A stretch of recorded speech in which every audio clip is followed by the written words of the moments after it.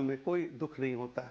मरते वक्त जो दुख है वो यही है कि जो हमने इकट्ठा किया था वो छूटता नजर आता है, मकान छूटता नजर आता है। ये क्या है? ये चेक किया तुमने? विनायक कंपनी ने अभी तक अपना एडवांस नहीं दिया है और टेक्नो ने तो अभी तक सिर्फ 20% की पेमेंट की है। ऐसे होता है काम? अगर ऐसे ही सब कुछ चलता रहा तो एक दिन ये कंपनी बंद हो जाएगी। तुम नहीं जानते मैंने कितनी मेहनत और लगन से इस कंपनी को खड़ा किया है। मैं इसे ऐसे ही नहीं खो सकता। ऐसी गलती दोबारा ना हो, ये ध्यान रखना। जी सर जी। आज मैं आपको जीवन की सच्चाई से अवगत कराना चाहता हूं।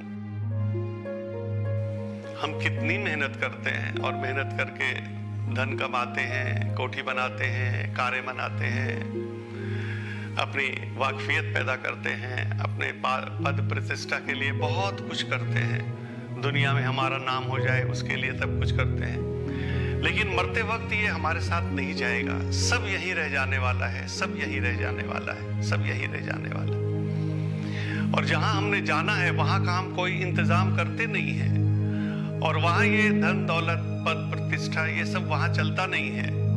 मरते वक्त जो मरने का दुख है वो ये दुख नहीं है कि मरना है, वो तो सबको पता है कि मरना है। मरते वक्त जो मरने का दुख है, जो हमने जमा किया था वो छूटता नजर आता है, मकान छूटता नजर आता है, ये जो हमने बैंक बैलेंस इकट्ठा किया था वो छूटता नजर आता है, जो हमने संबंध बनाए थे वो सारे संबंध छूटते नजर आते हैं। ये कारें, ये बंगला, ये व्यापार, ये सब छूटता नजर आता है। और जहां हमने जाना था परलोक में, वहां के लिए हमने कुछ इकट्ठा किया नहीं है।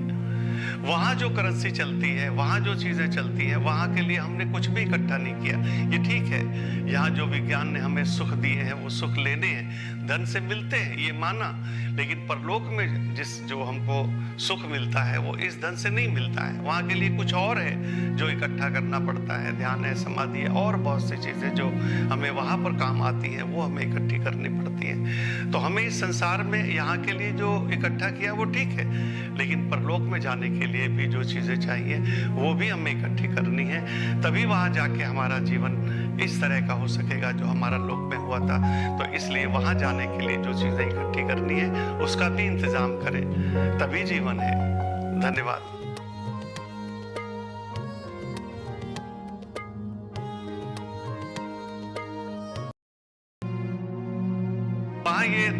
ये धन दौलत ये सब वहां चलता नहीं है। सब यही रह जाने वाला है, सब यही रह जाने वाला है, सब यही रह जाने वाला है, सब यही रह जाने वाला है।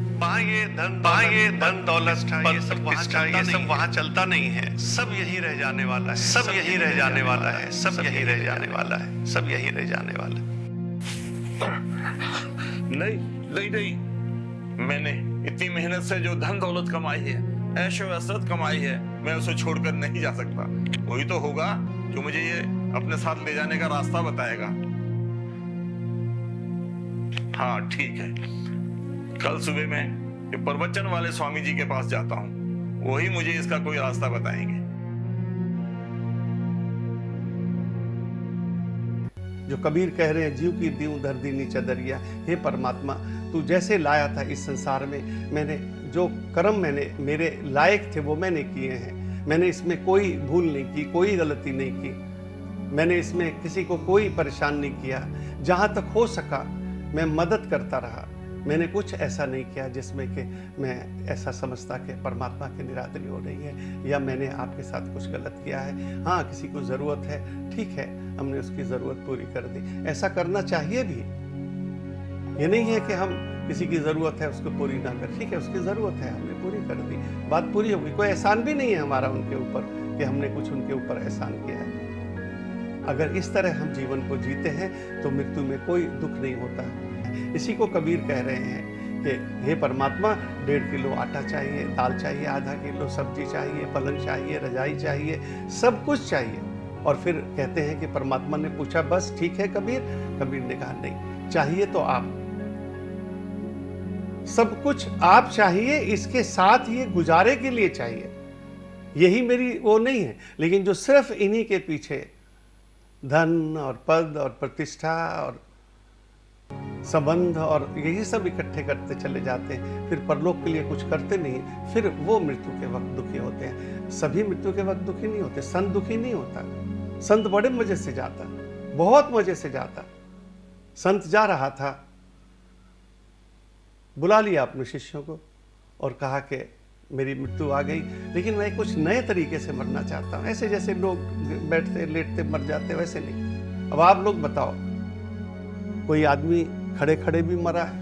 एक ने कहा कि वैसे तो नहीं सुना, लेकिन एक बार मैंने सुना है कि एक संत खड़े खड़े भी मर गया था। उसने कहा फिर मजा नहीं आएगा। कोई शीर्षासन लगाकर, उन्होंने कहा कि नहीं, शीर्षासन लगाकर तो कोई नहीं मरा। उन्होंने कहा बस फिर शीर्षासन लगाकर, उसके लिए खेल है, लगा लिया शीर्षासन।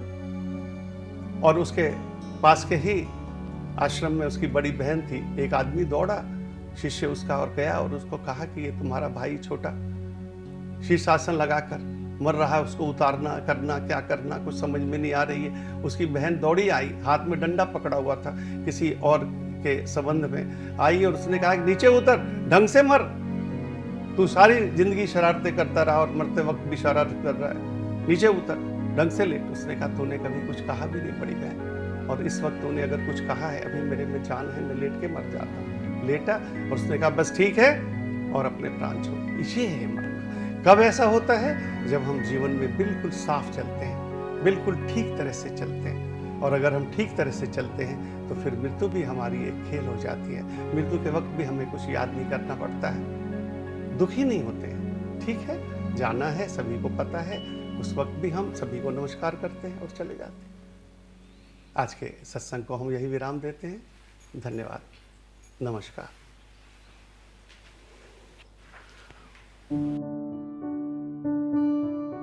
आज का प्रवचन पूरा हो चुका है और आप यहीं बैठे हैं। आप कुछ पूछना चाहते हैं क्या?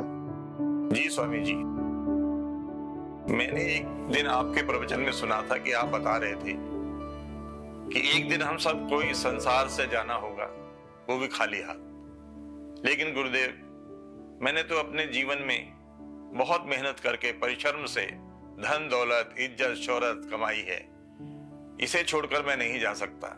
मुझे तो ऐसा रास्ता बताइए कि जो मैं ये सारी संपत्ति अपने साथ ले जा सकूं।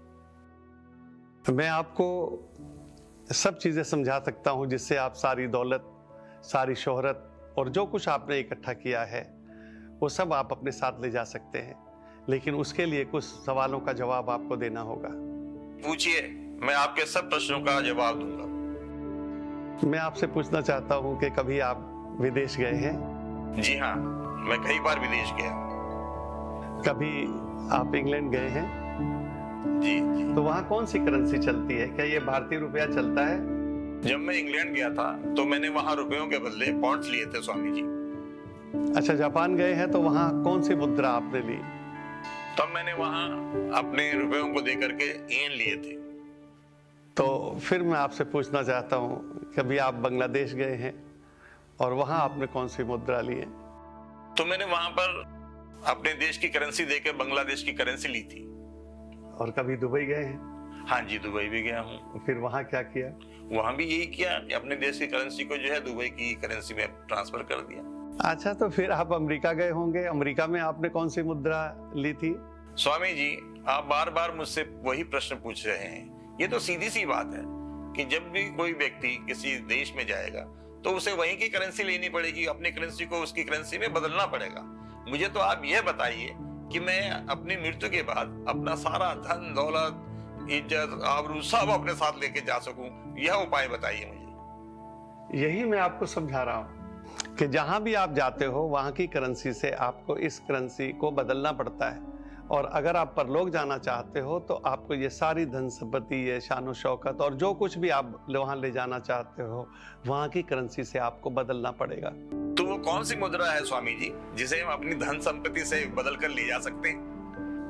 अब मैं बताता हूं वहां कौन कौन सी करेंसियां चलती हैं। वहां चलता है अनकंडीशनल प्रेम, वहां चलती है सेवा, जरूरतमंदों की सेवा, वहां चलती है परमात्मा ने जो सृष्टि बनाई है, जितनी सुंदर सृष्टि बनाई और सुंदर आप कैसे कर सकते हैं। राम मंदिर बन रहा है, वहां पर मंदिर में आप कुछ सेवा करें, गुरु सेवा करें, गुरु से नामदान लेकर ध्यान करें, सुमरन करें, समाधि करें, वो आपके साथ जाएगी। जो आप पुण्य करेंगे यहाँ पर वही आपके साथ जाएंगे। और जो भी आप ज़रूरतमंदों की सेवा करेंगी, ज़रूरत जिनको कपड़ों की है उनको कपड़े देंगे, जिनको भूख है उनको रोटी देंगे, यही सब चीज़ें आपके साथ जाएंगी। और इसी से जुड़ेंगे तभी आप वहाँ जाकर जैसे यहाँ पर आप सुख से रह रहे हैं वहाँ पर भी सुख से रह सकेंगे। स्वामी जी, मैं जीवन की इतनी छोटी सच्चाई को नहीं समझ सका। आज आपने मेरी आंखें खोल दी। आज के बाद मैं अपने जीवन की सारी कमाई धर्म पुण्य कार्यों में लगाऊंगा और दीन दुखिया की सेवा करूंगा, ताकि ये पुण्य मैं अपने साथ ले जा सकूं। जी, जय हो गुरु, धन्यवाद।